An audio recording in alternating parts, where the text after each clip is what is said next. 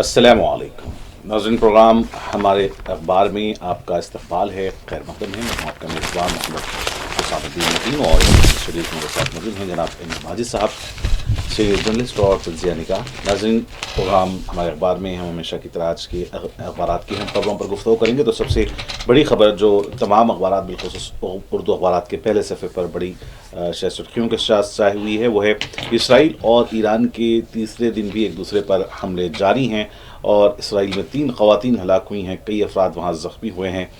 ईरानी तेल की जो ईरान ने जो है इसराइल ने ईरान की तेल की तनसीबात पर हमले किए हैं और इससे तेल की कीमतों में इजाफे का अंदेशा ज़ाहिर किया जा रहा है। हिंदुस्तानी परेशान न हो, ये कहना है हिंदुस्तानी सफारतखाने का, और वो उसका कहना है कि हिंदुस्तानी जो भी ईरान में इसराइल में मौजूद हैं वो अपने सफारतखाने से रब्त में रहें। इसी दौरान ट्रंप का एक बयान सामने आया है। उन्होंने कहा कि ईरान और इसराइल में हम उसी तरीके का मुआहदा कराएंगे जिस तरीके से हिंदुस्तान और पाकिस्तान में हालिया जंग के दौरान जंगबंदी का मुआहदा कराया गया था।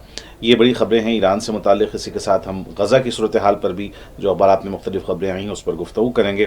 फ़्रांस में बड़ा एहतजाज हुआ है, इस पर बात करेंगे। अमेरिका के कई शहरों में वहाँ के अंदरूनी हालात को लेकर मुज़ाहरे जारी हैं, लॉस एंजल्स में और दीगर शहरों में भी, इस पर हम बातचीत करेंगे। ईरान में मोसाद के 2 अफराद को गिरफ़्तार किया गया है, ये भी खबरें अखबार में हैं, इस पर भी हम बातचीत करेंगे। और वज़ीर-ए-आज़म नरेंद्र मोदी इस वक्त क़ब्रस का दौरा कर रहे हैं, तो हम इस पर भी अखबारात में आज जो खबरें आई हैं उस पर गुफ्तगू करेंगे। और अगर हम बात करें मुकामी कौमी ख़बरों पर, तो बड़ी ख़बर यह है कि जहां अहमदाबाद तैयार हादसे में अभी तक 47 महलूकीन की DNA के ज़रिए शनाख्त हुई है, उसका अमल अभी जारी है और 47 महलूकीन की नाशें उनके विरसे के हवाले की गई हैं। दिल्ली में तहक़ीक़ाती कमेटी का एक अहम इजलास आज होने जा रहा है। लेकिन और भी बहुत सारे हादसे इस हादसे के बाद हुए हैं। जैसा पूना में एक पुल मुनहदिम होने से 30 अफराद बह गए और इसमें से 4 की मौत हो गई, जबकि दीगर की तलाश जारी है। केदारनाथ में एक हेलीकॉप्टर का हादसा हुआ जिसमें 7 अफराद तमाम जो इसमें सवार थे वो हलाक हो गए और ये कहा जा रहा है कि मंदिर से यात्रियों को ले जाया जा रहा था। बासर तेलंगाना में यहाँ पर गोदावरी नदी में डूबने से एक ख़ानदान के 5 अफराद की हलाकत की इत्तला है। इन तमाम ख़बरों पर हम आज गुफ्तगू करेंगे। सबसे पहले एक बड़ी ख़बर की जानिब इसराइल ईरान इस वक्त जो जंग चल रही है इस पर बात करते हैं। माजिद साहब क्या कहना चाहेंगे? बहुत बहुत शुक्रिया। नाज़रीन, देखिए, गुज़िश्ता 4 दिनों से आलमी तमाम अखबारात की जो बड़ी ख़बरें हैं वो इसराइल ईरान, ये जो कशीदगी और जो कुछ दोनों के ऑपरेशंस जो चल रहे हैं, अभी जंग नहीं है, ये ऑपरेशंस है ये, तो इसके मुतालिक ख़बरें हैं। और जो लेटेस्ट अपडेट जो अखबारात ने दी हैं वो कल के शाम तक के हैं। आज सुबह के तो खैर क्योंकि अभी रिपोर्ट नहीं होती, तो ये इसमें क्या क्या हुआ है। और देखिए, अब मगरिबी दुनिया भी चौंक गई। ईरान ने की जो इंतकामी जवाबी कार्रवाई इस हद तक शदीद होगी, शायद किसी ने अंदाज़ा भी नहीं किया, खुद डोनाल्ड ट्रंप ने भी अंदाज़ा नहीं किया। तो एक बड़ी ख़बर है। यकीनन इस खबर पर हम पहले ही अपने गुफ्तगू करेंगे। नाज़रीन, आज पीर का दिन है, ज़िलहज्जा की 19 तारीख़ है और 16 जून। अब देखिए, गुज़िश्ता जुमेरात के दिन जो कुछ मामला हुआ, इसराइल ने पहले ईरान की तनसीबात पर, जिसमें न्यूक्लियर तनसीबात भी थी, वहाँ फिर उनके दीगर जो है तनसीबात पर हमला किया। और इस तरीके से उसने ये सोचा कि क्योंकि उससे हमले से कुछ लम्हा पहले उसने एक बड़े मंसूबे के तहत आर्मी के चीफ़, पासदारान इन्क़िलाब के चीफ़ और कई सियासतदानों को मौत के घाट उतार दिया। तो उसके बाद जैसे सिग्नल मिला उसने जो है बमबारी शुरू कर दी। अब ये समझा कि हमने सफ़े हस्ती के जो क़ायदीन को पूरे तरीके से हटा दिया, सफ़े हस्ती से मिटा दिया है, तो अब लिहाजा हमारे लिए आसान हो जाएगा। लेकिन किसी ने नहीं सोचा कि जो ईरान इस हद तक इंतकाम ले सकता है, तो ये एक बड़ा चौंके देने वाला है। अब जो ख़बरों के मुताबिक हाइफा सबसे बड़ी बंदरगाह है, ये ख़ाबिस बंदरगाह है। ये पहले फ़लस्तीन की एक बहुत बड़ी बंदरगाह हुआ करती थी, चूँकि काफ़ी इलाक़ों को उसने अपने कब्ज़े में ले चुका है, तो अब ये इसराइल की बंदरगाह मानी जाती है। यही सबसे बड़ा जो है यानी ایکسپورٹ امپورٹ جو بھی معاملات ہوتے ہیں بہت بڑی ہے. تو اب یہ پوری طریقے سے شعلہ پوش ہو گئی آج کے اخبارات کی دیکھیے. اور وہاں ایک ریفائنری بھی ہے وہ بھی پوری طریقے سے شعلہ پوش ہو گئی. اور 5 شہروں کے نام دیے گئے. تل ابیب تو یہی ہے. تل ابیب کتاب یروشلم کا مغربی علاقہ جو مشرقی علاقہ جو فلسطین کا علاقہ مانا جاتا ہے جہاں یعنی پی ایل او کی فلسطین لبریشن آرگنیزیشن کا جو محمود عباس ہے اس کے تحت وہ کام کرتا ہے. مشرقی علاقہ مغربی علاقہ اسرائیل کے تحت ہے. وہ علاقے میں بمباری ہوئی.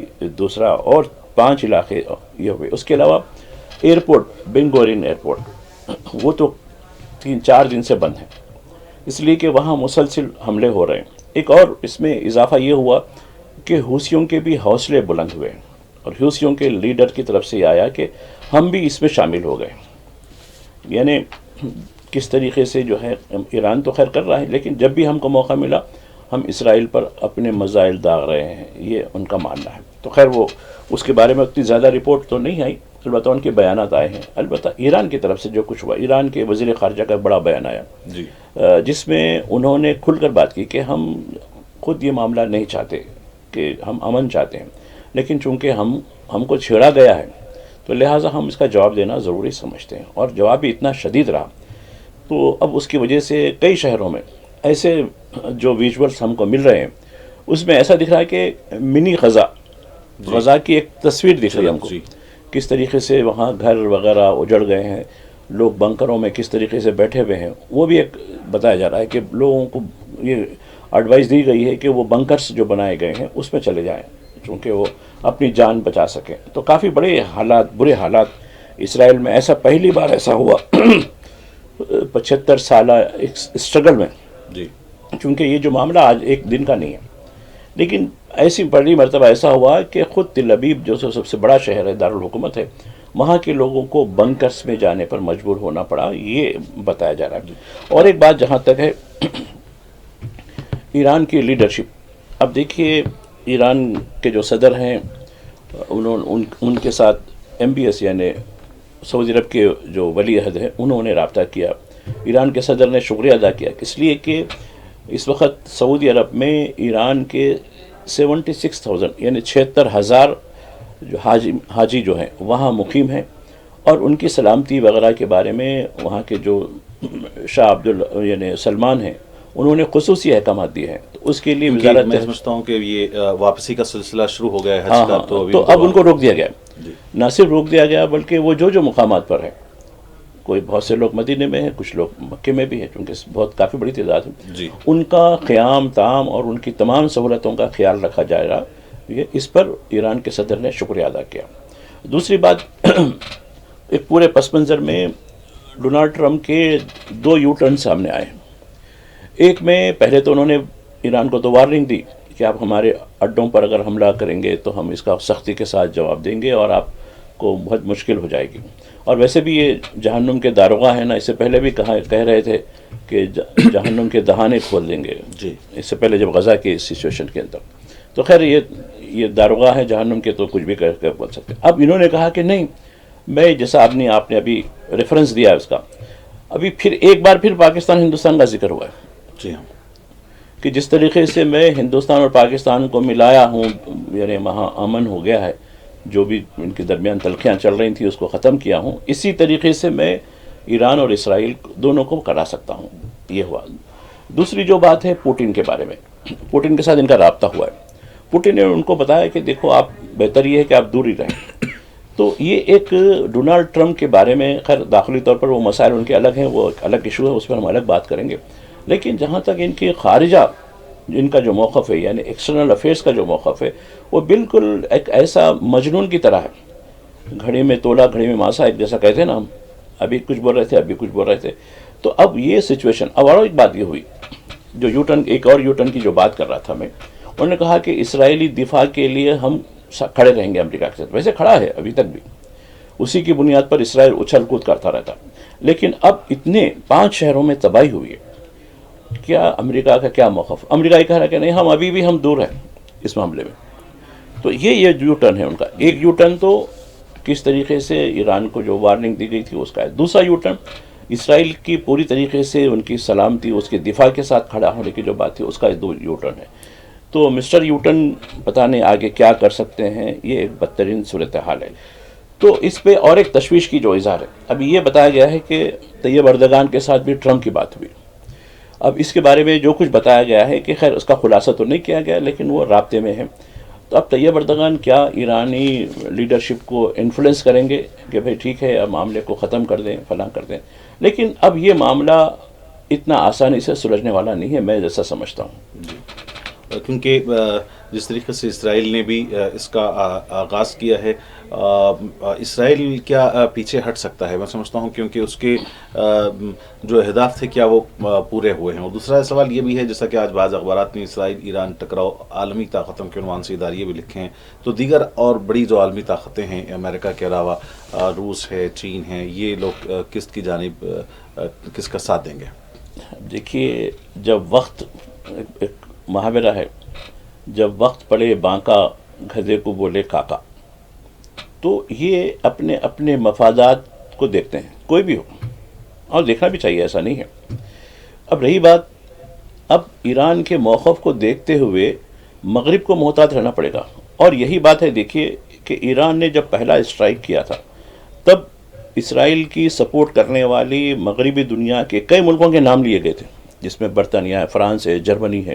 جی، کہا کہ آپ اگر اس میں ذرا بھی اگر انوالو رہیں گے تو ہم بھی آپ کے اوپر ٹارگٹ کریں گے.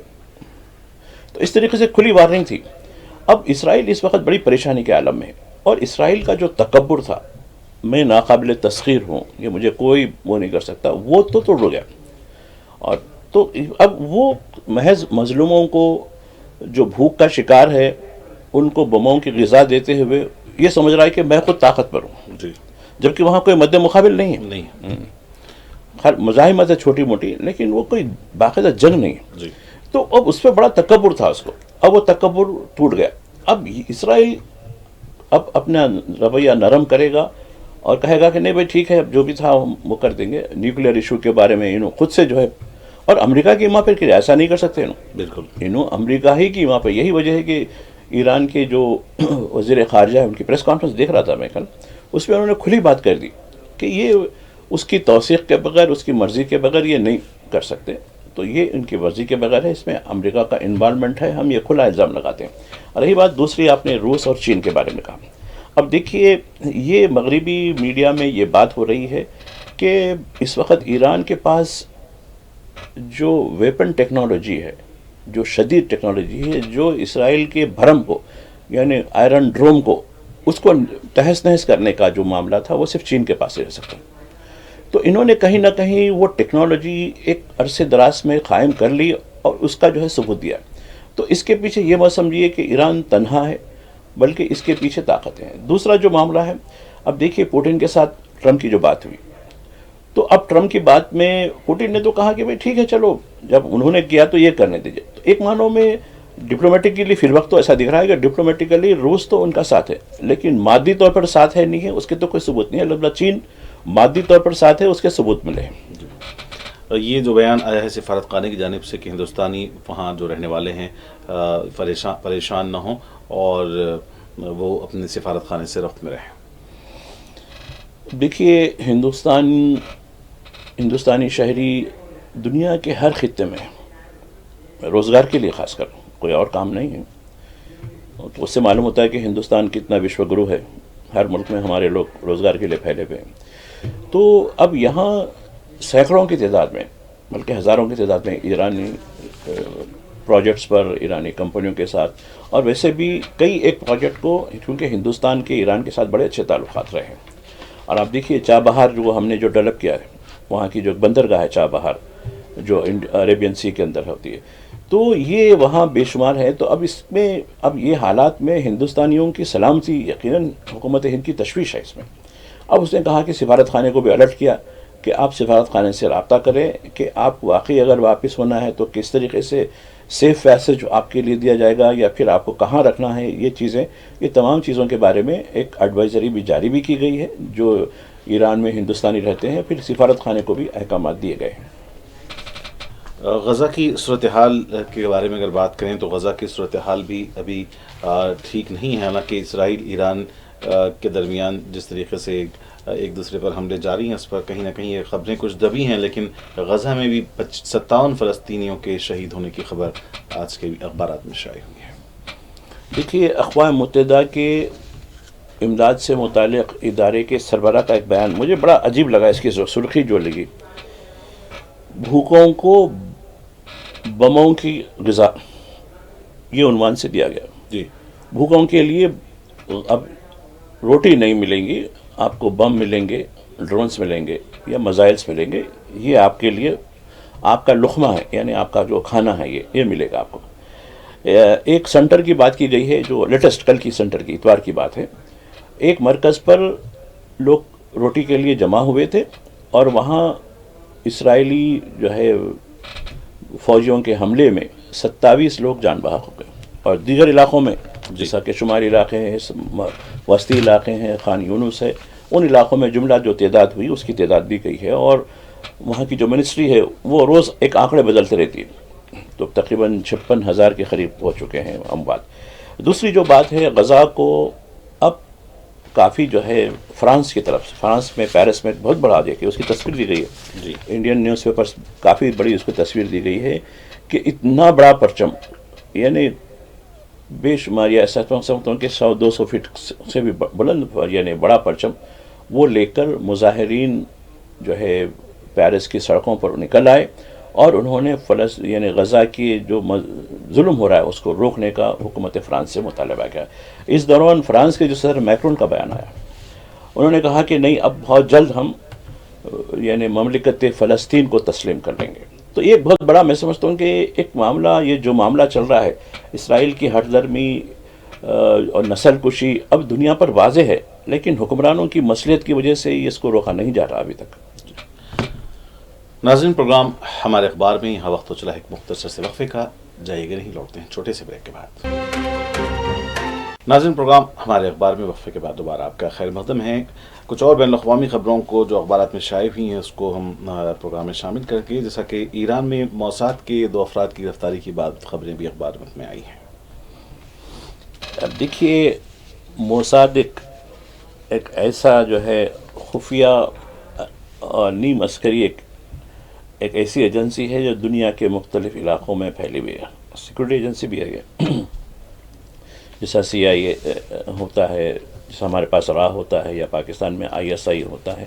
اس طریقے کا یہ ایک بہت بڑا جو ہے دنیا میں بڑا مشہور ہے، نمبر 1 پر ہوتا ہے. اب یہ گزشتہ جمعرات کو ہم نے دیکھا کہ ایران میں صف اول کی جو ملٹری لیڈرشپ تھی یا سائنٹیفک لیڈرشپ، اس کو ختم کر دیا. ہم یہ سمجھ رہے تھے کہ شاید یہ بموں کے زد میں آ کر ہلاک ہوئے ہوں گے. ان کی جو شہادت ہوئی ہے بموں کے ذریعے، چونکہ اسرائیل نے جو بم باری کی تھی اس میں ہوئے، لیکن ایسا نہیں ہے. اس سے کچھ لمحہ پہلے ہی موساد کے ایجنٹوں کے ذریعے ان کی ہلاکت ہوئی ہے. تو یہ بعد میں خلاصہ ہوا کہ نہیں، یہ بموں کی وجہ سے نہیں گئے، بلکہ یہ چونکہ اپنے دفاتر میں یا اپنے ٹھکانوں ہیڈ کوارٹرز میں مصروف تھے تو انہیں وہیں ان کو ختم کر دیا گیا تھا. تو یہ تھا. اب یہ جو چیز سامنے آئی تو اب اس میں ایران کے اندر خود موساد کے بے شمار ایجنٹس ہیں. اب ان میں سے 2 کو پکڑا گیا. تو یعنی ایک معنوں میں دیکھیے، ہر طرف میر صادق، میر جعفر تو رہتے ہیں، ہر سسٹم میں رہتے ہیں، ایسا نہیں ہے. اور ہندوستان میں دیکھیے بے شمار لوگ پاکستان کے لیے یا چین کے لیے جاسوسی کرتے پکڑے جاتے ہیں. تو یہ تو رہتا ہے. تو خیر، ایک بات یہ ہوئی کہ موساد کا جو نیٹ ورک تھا اس پر بھی شکنجہ کسا جا رہا ہے ایران کے اندر. فرانس میں احتجاج جاری ہے اور اس کے علاوہ امریکہ کے بھی کئی شہروں میں احتجاج جاری ہے، خاص طور پر لاس اینجلس اور دیگر شہروں میں. اب دیکھیے، فرانس کا احتجاج جیسا میں ابھی ذکر کر چکا ہوں وہ ایک الگ نوعیت کا ہے. وہ فلسطین کی حمایت کے اندر اسرائیل کی مذمت کے لیے تھا. لیکن امریکہ کے کئی شہر جل رہے ہیں. ابھی بھی دیکھیے، گزشتہ یہ 5واں دن ہے جو لاس اینجلس، وہ جو ہے ابھی بھی جو ہے کرفیو کے اندر ہے، احتجاج چل رہا ہے. اور پہلی مرتبہ ایک طویل عرصے کے بعد، یعنی اندرونی طور پر کسی سورش کو ختم کرنے کے لیے آرمی کا، یعنی نیشنل گارڈ ایک بہت بڑا جو ہے ان کا ہوتا ہے، اس کی تعین ہوتی ہے. اور میرینز یعنی ایک ایلائٹ فورس ہوتی ہے جو جنگوں کے لیے کام آتی ہے. یہ انٹرنل لوگ کام نہیں لیتے. یہی وجہ ہے کہ وہاں کی جو گورنر نے اعتراض کیا کہ آپ کی فوج کی کیا ضرورت ہے؟ ہمارے ہاں پولیس ہے، وہ پولیس کنٹرول کرے گی، لیکن ہماری مرضی کے بغیر، ہماری توثیق کے بغیر آپ نے فوج کو یہاں ڈال دیا، یہ اچھی بات نہیں ہے۔ ایک تنازع وہ الگ ہے، خیر وہ ایک ایشو الگ ہے۔ اب یہ احتجاج کیوں ہو رہا ہے؟ احتجاج، اب دیکھیے احتجاج پھیلتا جا رہا ہے۔ کل اتوار کا دن تھا، کل ہم نے دیکھا کہ وہاں کئی لوگوں سے ہم جو بھی فون پر بات ہوئی، کہا کہ نہیں حالات ٹھیک نہیں ہے، اور ڈونلڈ ٹرمپ کی وجہ سے کئی شہروں میں بے چینی پیدا ہو گئی ہے۔ اب دیکھیے 7 بڑے شہروں میں، جس میں نیو یارک بھی شامل ہے، کل بڑے احتجاج ہوئے، ٹرمپ کے خلاف احتجاج ہوئے۔ حالانکہ جب وہ سعودی عرب سے کافی دولت لے کر جا رہے تھے تو ان کا بڑا پذیرائی ہو گئی، چلو یہ، لیکن ہوئی کچھ دن کے بعد ہی امیگریشن کے معاملے میں، کیونکہ دیکھیے بنا امیگریشن کی جو سروسز ہوتی ہے، خاص کر سروس سیکٹر میں، اس کے بغیر امریکہ سروائیو نہیں ہو سکتا، یہ بالکل واضح ہے۔ جیسا کہ گلف کے اندر بھی دیکھیے، بنا کسی جو ہے یعنی امیگرینٹس کی، جو بھی باہر کے جو لوگ ہیں، ان کی سروس سیکٹر کے بغیر یہ لوگ اپنے طور پر، ٹھیک ہے اپنے طور پر کھڑے ہونے کی کوشش کر رہے ہیں، اچھی بات بھی ہے، لیکن ان کی خدمات کے بغیر یہ لوگ آگے نہیں چل سکتے۔ اس طریقے سے امریکہ کے سماج میں بھی یہی بات ہو رہی۔ تو اب ڈونلڈ ٹرمپ کے خلاف کئی شہروں میں مظاہرے ہوئے ہیں، اور یہ مظاہروں کی بڑی رپورٹ اخبارات میں آئی ہے۔ احمد آباد طیارہ حادثہ جس میں بڑی تعداد میں لوگ ہلاک ہوئے، 47 مہلوکین کی ڈی این اے کے ذریعے شناخت کا عمل مکمل ہوا ہے اور ان کی نعشیں حوالے کی گئی ہیں۔ دہلی میں اس سلسلے میں ایک اہم تحقیقاتی کمیٹی کا اجلاس آج ہونے والا ہے، لیکن اس دوران کچھ اور خبریں آئی ہیں مختلف مقامات سے۔ پونے میں ایک پل منہدم ہوا جس میں 30 افراد بہ گئے، 4 کی موت ہوئی ہے اور دیگر لوگوں کے بھی جو ہے لاپتہ ہیں، ان کی تلاش جاری ہے۔ کیدارناتھ میں ایک ہیلی کاپٹر تباہ ہو گیا ہے، 7 مسافرین ہلاک ہوئے ہیں اور مندر سے یاتریوں کو لے جایا جا رہا تھا۔ باسر میں جو تلنگانہ میں گوداوری ندی میں جو ہے ڈوبنے سے ایک ہی خاندان کے 5 یا پھر 6 افراد ہلاک ہونے کی اطلاعات ہیں۔ دیکھیے آپ نے ملک کے اندر جو صورتحال ہے، اب احمد آباد میں ایئر انڈیا کا طیارے کی جو تباہی ہوئی ہے، اس پر مختلف سول ایویشن کے جو ایکسپرٹس ہیں ان کے تجزیے کیے جا رہے ہیں۔ کئی چینلوں میں تو ٹاٹا کمپنی کو، جو اس کی اونر ہے اور انڈیا کی، اس پر کافی کہا گیا کہ اس کی وجہ سے ہوا، فلاں ہوا، یہ ہوا، ٹھیک ہے، لیکن ایک نقطہ جو میں ایک بین الاقوامی ایکسپرٹ کے ذریعے سن رہا تھا کہ اس میں ایئرپورٹ کا کیا معاملہ ہے۔ ایئرپورٹ کے بارے میں کسی نے ایک لفظ نہیں بولا، ایک بھی، نہ سرکار کی طرف سے، نہ کسی میڈیا کی طرف سے، نہ ہی کسی ہندوستانی سول ایویشن کے ایکسپرٹ کی طرف سے۔ وجہ یہ ہوئی کہ احمد آباد کا ایئرپورٹ اڈانی کے ہاتھ میں ہے۔ جی، یہ مجھے بتایا گیا اس ایکسپرٹ کی طرف سے۔ خیر انہوں نے یہ بھی کہا کہ یہ میرا جو تجزیہ ہے وہ غلط بھی ہو سکتا ہے۔ انہوں نے یہ پہلے بتایا کہ انجن چالو رہے ہیں۔ پہلے انجن جب گراؤنڈ پہ ہوتا ہے، جب چلتا رہتا ہے، چونکہ اس کو گرم کرنا رہتا ہے، تو اس کا جو نوزل ہوتا ہے، جو سپلائی کرنے کا، جو فیول سپلائی کرنے کا، وہ الگ ہوتا ہے۔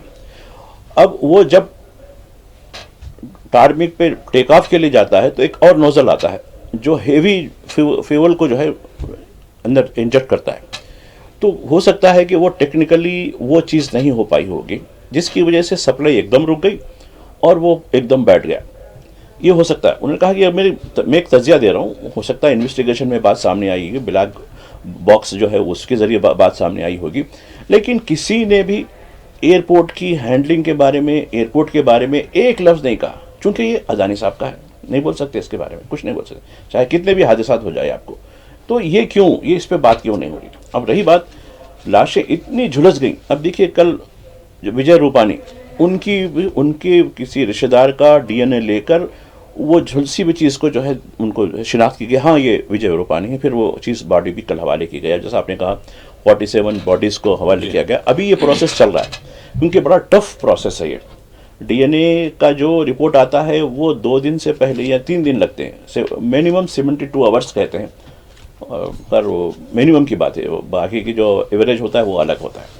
تو کافی طور پر ایکسپرٹس کو دلی سے بھی بلایا گیا، وہاں جو ہے کافی جو ہے لاشوں کی شناخت ہو رہی ہے۔ تو یہ ایک پروسیس ہے، لیکن اس کا کہاں حل ہونا ٹھیک ہے۔ اب دوسری بات آپ نے کی ہیلی کاپٹر۔ آج ہیلی کاپٹر میں 7 لوگوں کی موت کی اطلاع۔ یہ 4 دھام اتراکھنڈ میں ہندو دھرم کے بہت ہی مقدس مقامات ہیں، اور یہ بہت ہلی ایریا میں، اس کے لیے پرائیویٹ کمپنیوں کو ہیلی کاپٹر چلانے کی بات کی گئی، اور یہ جو ہیلی کاپٹر تھا اس میں یہ ایڈوائزری دی گئی تھی کہ سن رائز کے بعد یہ ہیلی کاپٹر آگے بڑھے گا، یعنی اڑے گا، اور سن سیٹ سے پہلے یہ اس کو اڑنا بند ہو جائے گا. لیکن یہ بتایا ہے کہ 5:20 پر جو ٹائمنگ دی گئی تھی وہ اس علاقے سے اڑا جبکہ اندھیرا تھا. اور آج بھی اس کی رپورٹ میں بتایا گیا ہے کہ اندھیرے کی وجہ سے وہ جا کر تباہ ہو گیا ساتھ. اور یہ پہلا واقعہ نہیں ہے. ابھی یہ کیونکہ 4 دھام کا جو اپریل سے یاترا شروع ہوئی ہے جی. تو یہ 5ویں مرتبہ ہے جس میں کئی جو ہے گراؤنڈ کر دیا گیا, کسی کو فلاں کیا گیا, کسی کوئی زخمی ہوئے, لیکن ہلاکتیں نہیں ہوئی. یہ 5ویں واقعے میں ہلاکتیں ہوئی. دوسری جو بات ہے, آپ نے پونے کے پل کی بات کی.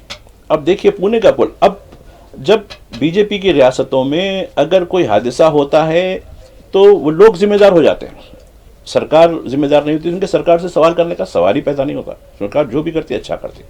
اب یہ کہا کہ نہیں سیاح سے زیادہ ٹورسٹ بہت زیادہ آ گئے تھے وہاں. نوربی پل جو گجرات میں دیکھیے تقریباً 200 لوگوں کی ہلاکت ہوئی, تو اس پر بھی یہ کہا کہ نہیں یہ اس کے لیے سیاح قصوروار ہے, وہاں کی سرکار قصوروار نہیں. تو اب یہاں بھی یہی معاملہ. اب جیسا کہ 4 یا 5 لاشیں ملی ہیں, ابھی 30 لوگ بہہ گئے ہیں, کیا وہ زندہ ہیں کیا نہیں ہیں, یہ ایک بڑا سوال ہے. تو خیر امکان تو یہ بتایا جا رہا ہے کہ شاید زندہ نہیں رہیں گے. تو یہ سچویشن بی جے پی کی ریاستوں میں ہوتا ہے کیونکہ وہ جواب دہی سے آ رہی رہتی ہیں. اب رہی بات یہاں گوداوری کی, یا باسر ایک بڑا مقام ہے گوداوری میں جو نرمل عادل آباد کے علاقے کی طرف آتا ہے, تو وہاں ایک بہت بڑی مندر ہے سرسوتی کی, یعنی تعلیم کی دیوی مانتے ہیں اس کو. تو یہ نوجوان ایک خاندان کا حصہ تھا جو حیدرآباد سے تعلق رکھتے ہیں. 5 نوجوان جو غرقاب ہو گئے. تو یہ دیکھیے حادثے سے بچا جا سکتا ہے, تھوڑا سا کاشن کی ضرورت ہے. لیکن اب حالیہ دنوں میں بارش بھی ہو رہی ہے, ندی کا فلو زیادہ ہو گیا ہے, جس کی وجہ سے یہ سچویشن پیدا ہوئی ہے.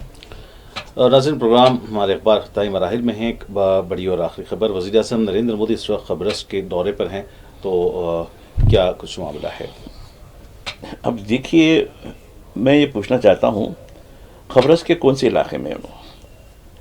ایک ایسٹ میں ہے, ایک ویسٹ میں ہے, اور اس کی ڈویژن ہوئی. تو خیر ہم تو وہیں جائیں گے جہاں ہماری جو ہے سوچ میں یکسانیت ہوتی ہے, آپ سمجھ گئے ہوں گے. جی. تو خیر وہیں گئے تو اچھی بات یہ ہوئی. قبرص ایک چھوٹا سا, ایک جیسا سری لنکا ایک آئیلینڈ نیشن ہے, یہ بھی ایک آئیلینڈ نیشن ہے, اور اس کے ہمارے تعلقات خاص کر اقتصادی جو تعلقات ہیں, اکنامک جو ہماری جو ریلیشنس ہے, اور ہماری کئی کمپنیوں کا. اب دیکھیے میں کئی مقامات پر دیکھ رہا ہوں وزیر اعظم بہت دورہ کرتے ہیں, اور ان کے دورے یہ ڈپلومیٹک سے زیادہ بزنس ٹورز ہوتے ہیں. اور بزنس میں ہندوستانی اداروں کو فائدہ پہنچانا, جو ہندوستانی قوم کے اساس ہیں, اس کے بجائے یہ پرائیویٹ کمپنیوں کو فائدہ پہنچانے کے لیے کام کرتے ہیں. اس سے پہلے بھی جتنے بھی افریقہ کے دورے میں ہیں تو انہوں نے فلاں کمپنی کو کانٹریکٹ دلایا, فلاں کو دلایا. تو میں سمجھتا ہوں کہ خیر اب ویسا نہیں کریں گے, چونکہ اب حالیہ دنوں میں جو کچھ ہمارے پاس قوم پرستی کا ایک جذبہ زیادہ ابھر کے آیا آپریشن سندور کے بعد, تو میں سمجھتا ہوں کہ وہ ہماری جو پبلک سیکٹر کے جو ہمارے ادارے ہیں اس کو فائدہ پہنچانے کے لیے economic ties, business ties, monetary ties, یعنی جو ہوتی ہیں ہمارے جو ریلیشن ہوتے ہیں, اس ریلیشن میں پرائیویٹ کمپنیوں کے بجائے وہ ہماری قومی اساسی کمپنیوں کو, عوام کو یہ فائدہ پہنچائیں. یہ ہماری امید رہتی ہے, اور یہ کریں گے. میں سمجھتا ہوں کہ وزیر اعظم ایک اچھے آدمی ہیں, جی. تو میں یہی توقع رکھتا ہوں. تو یہ بھی خبریں آئی ہیں کہ 3 ممالک کا یہ دورہ ہے وزیر اعظم کا. پہلے یہ قبرص گئے ہیں, پھر کینیڈا جائیں گے جہاں G7 سربراہی اجلاس میں شرکت کریں گے, اور پھر واپسی میں کروشیا کا بھی وہ دورہ کرتے ہوئے ہندوستان واپس ہوں گے. ناظرین پروگرام ہمارے اخبار کا آج یہیں پر اختتام ہونا چاہتا ہے. آخر میں ایک مرتبہ پھر ہم جناب ماجد صاحب آپ کے مشکور ہیں کہ آپ نے آج کی تمام بڑی خبروں پر اپنا سیر تجزیہ پیش کیا ہے. پروگرام ہمارے اخبار میں آئندہ بھی ناظرین آپ سے ملاقات ہوتی رہے گی. فی الحال اپنے میزبان محمد حسام الدین متین کو پوری ٹیم کے ساتھ دیں اجازت. دیکھتے رہیں 4TV نیوز. خدا حافظ.